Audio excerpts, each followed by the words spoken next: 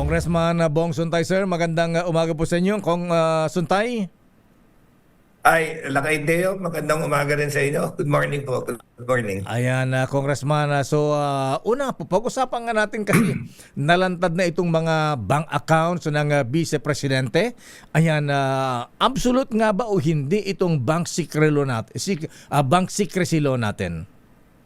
Lakay, ganito kailangan ipaliwanag natin. While there is an exemption, ang exception dyan is, one of the exemption is during the impeachment court hearing. So pagka nagkaroon na ng impeachment court, pwede ngayon isubina ng impeachment court yung mga bangko. And yung prohibition under the bank secrecy law is deemed inoperable. Pero kailangan natin i-define o ipaliwanag kailan ba nagsisimula yung impeachment trial.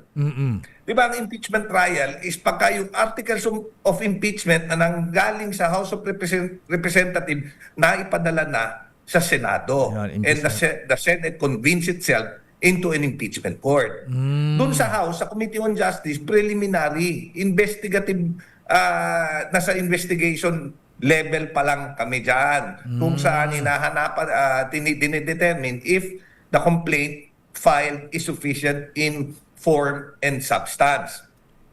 So, dito during this procedure sa House of Representatives, hindi pa exempted yung hindi pa impeachment court yan. So hindi pa pwede yung bank secrecy law still applies at that level. So sa pananaw niyo, Congressman Bong Suntay, tama po ang BIR na huwag ilahad yung ITR bank accounts ng Vice Presidente? Yes, tama yon. Kaya nga, di ba, ewan ko kung napanood mo yung hearing kahapon sa DOJ, ang sinasabi nila, hindi ang nasupina naman raw, hindi naman raw yung bangko at hindi rin yung bangko yung nagte-testify, yung AMLA raw nagte-testify. Pero ano ba yung sinabi? Hindi ba tungkol sa bank transactions yun? Yan, So, you cannot circumvent it that way. So, kung susumayo mo talaga, yung source ng AMLAC sa mga bangko rin, hindi po ba? Oo, totoo. Yun rin. Kasi yun rin yung gustong palabasin during the Committee on Justice hearing di ba? Na yun nagmula sa mga bank transactions raw. Di ba dapat yun? Then it is covered by yung bank secrecy. You cannot circumvent the law that way. Ayan. At saka, kung mapapansin mo, ako rin nagtaka, I pointed this out. Ang present nung AMLAC, simula 2005 hanggang 2025. What I raised nga, teka muna, ano yung relevance nung 2005 until 2021 na report na sinubmit? Si Vice President Duterte was not an impeachable officer during those years. Naging impeachable officer lang siya mula nung nahalal siya bilang Vice Presidente. And that is between from 2022 hanggang 2025. So dapat ang ibibigay mo lang is from 2022 to 2025. O nga, may mga technicalities pala, Congressman Bong Suntay, pagka-ordinary tayo hindi natin malalaman yung mga ganyan. At least na ipapaliwanag po ninyo. So, na-discuss na po sa mini trial sa Kongreso kahapon. So paano ito? Talagang alam natin, damaging ito sa Vice Presidente. So paano i-correct ngayon ito, Congressman Bong Suntay? Well, this can be corrected now sa na pagka na-elevate ang itong complaint sa Senado na, di ba?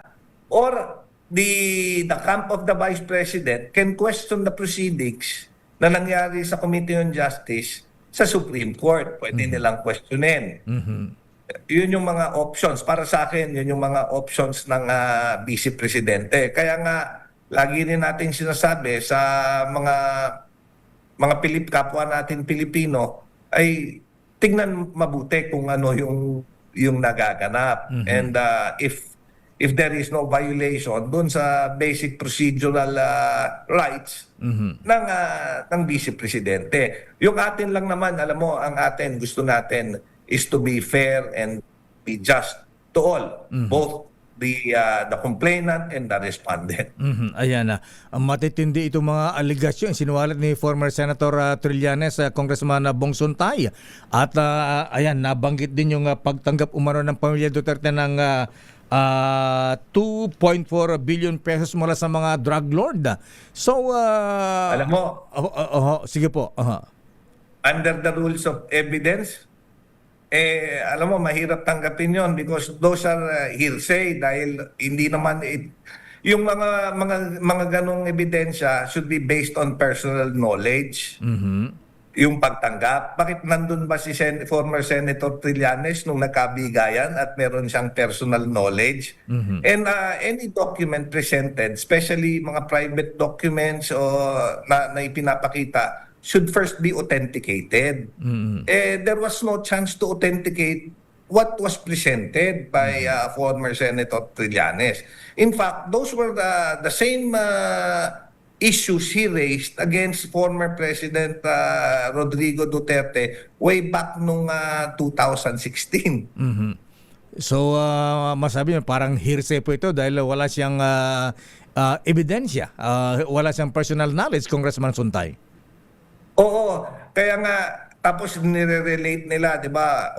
Meron mga ganitong mga kesyo may ganitong amounts tapos kung pinapatingin sa AMLA, AMLA meron bang ganyang mga transactions during that time, yung records ng transactions which AMLA has are records of cumulative yun, cumulative amount. Ibig sabihin mga ins and outs na pumapasok sa various account ng isang tao. It doesn't mean may ganung total amount na pera dun sa loob ng account. So anong ibig kong sabihin? And I pointed this out.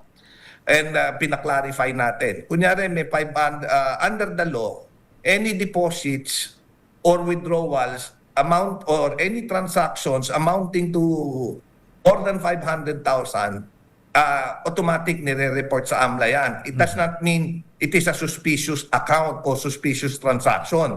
Basta under the law, anything above 500,000 should automatically be reported by the bank. So, kung meron kunyaring nag-deposit sa akin o nagbigay sa akin ng 500,000 dahil meron akong otong binenta. Kunyari, bumili ako ng auto na lang. Ang auto is worth 500,000. So mag-i-issue ako ng cheque o magbabayad akong 500,000. Ngayon, isasubmit ng bangko yan sa AMLA kasi it's 500,000. May lumabas may transaction na worth 500,000 eh. Now, kunyari, yung binili kong auto, eventually, binenta ko, tumubo ako ng 100,000, nabenta ko ng 600,000. So, binayaran ngayon ako ng 600,000. So, nakatanggap ako ng 600,000 ngayon. So, ang doon sa AMLA, sa record ng AMLA, may 1,100,000 ngayon na transaction sa akin. Pero in fact, that was the same 500,000. Tumubo lang ng 100,000. So 100,000 lang yung nadagdag. Kunyari yung 1.1 million, yung 600,000 na ibinayad sa akin, pinambili ko ng bagong auto.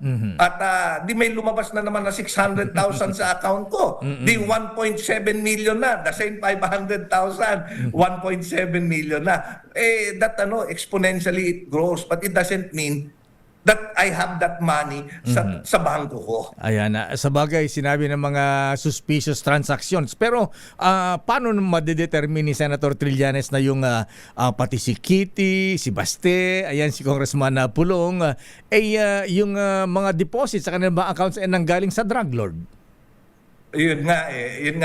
Those are kaya nga sinasabi ko kanina, those are hearsay and they have to be authenticated and proven properly. Kasi madaling magsabi na, nag-deposit, may amount, may nag-deposit ng 5 million, galing yan sa drug lord. Pero bakit meron bang how can we verify kung kanino naggaling yung source of funds?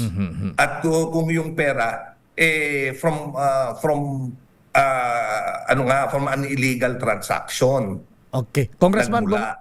Congressman Bong Suntay, kung ganito po ang pananaw niyo sa mga sinabi ni Senator Trillanes, so paano niyo ang gagawin ngayon para mabura ito, mawala sa record ng Justice Committee na maisasama sa kanilang mga report? Anong legal action na pwede yung gawin dito, Congressman? Well, alam mo, the thing is, because yung hearings in the Justice Committee, collegial yan, pinagbubutuhan yan. And once pinagbutuhan, doon sa komite ng mga members na tatanggapin nila yan, ay wala ka nang magagawa. Tatanggapin at isasama yan sa report ng Justice Committee. I think yung recourse, as mentioned earlier, yung recourse ng Vice President through his legal team is either to question it in court, in the Supreme Court, or to refute it pagka umabot sa Senado yung impeachment complaint. So, hahayaan nyo na lang yan. Pagbubutuhan na lang, Congressman. Ganoon ang proseso sa Numbers sa game House. na lang yan. Oo. Sa tingin ninyo, ilang kayong dedepensa kay BP sa ganito mga aligasyon? Hindi natin Matansya. ma-determine kung ilan lang, ilan ba, but well, alam mo, doon sa House, syempre makikita naman natin dyan yung the manner or the trend kung paano bumoto yung mga members. Ayan lang. And from that trend, you can already sum up kung ano yung magiging numero sa botohan. Di ba sumasama ang loob ninyo, Congressman Bong Suntay, dahil parati kayong barado, pati si Congressman Marcoleta, barado kay Chairperson Congresswoman Luistro. Well, ganyan talaga. Sabi nga, ano yan? Ano ba yung lagi nilang sinasabi? Hawak mo yung beat. Sila may hawak ng bit, kaya ano na lang, pabayaan na lang na gano'n. Ako naman, I just want to be fair. Fair to everyone, both to the respondent and to the complaint. Kaya nga, alam mo, Lakay, sinabi ko, kung paano namin trinato yung impeachment complaint that was filed against the President, dapat ganun din yung pagtrato ng impeachment complaint filed against the Vice President. So that maipakita naman natin that the members of the House are fair and just. Congressman Bong Suntay, sir, maraming salamat sa paliwanag. Thank you and good morning. Thank you, maraming salamat. Mga kaibigan, Congressman Jesus Bong Suntay ng 4th District ng Quezon City. Daming